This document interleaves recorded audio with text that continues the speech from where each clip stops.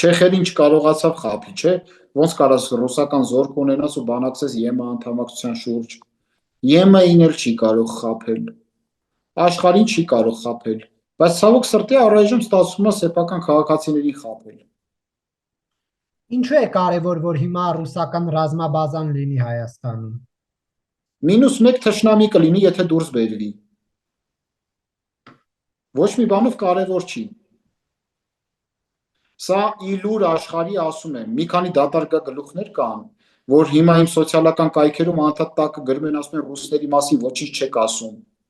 Գնացեք ձեր քաղաքական հայրերի քաղաքական հայտարարությունները նայեք ու իմ քաղաքական հայտարարությունները նայեք։ Հայաստանում առաջինն եմ եղել, եթե ոչ ամենաառաջինը, առաջիններից մեկն եմ եղել, որ ասել եմ Հայաստանը հապկից պետքա դուրս գա հանրայինի եթերում։ Հղումն էլ կարամ տրամադրեմ բոլոր ցանկացողներին։ Այն ժամանակ, որ խոսում էինք հապկից դուրս գալու մասին, որոշ մարդիկ նյարդային ծիկեր էին ունենում եւ սրտի նոպաներ։ Այնպես որ ես միշտ եմ ասել, որ Ռուսաստանը եթե Հայաստանից դուրս եկավ, ռուսական զորքը հենց Հայաստանից դուրս եկավ, դա ընդհանրապես լինելու է -1 թշնամի։ Քանի անգամ ասենք, ես էլ հատուկ հիմարների համար ասեցի, որ դատարկ գլուխները լցվի, որ Հայաստանի Շնորհապետական կուսակցությունը շատ լավ իդենտիֆիկացնում է բարեկամներին եւ ոչ բարեկամներին, շատ լավ։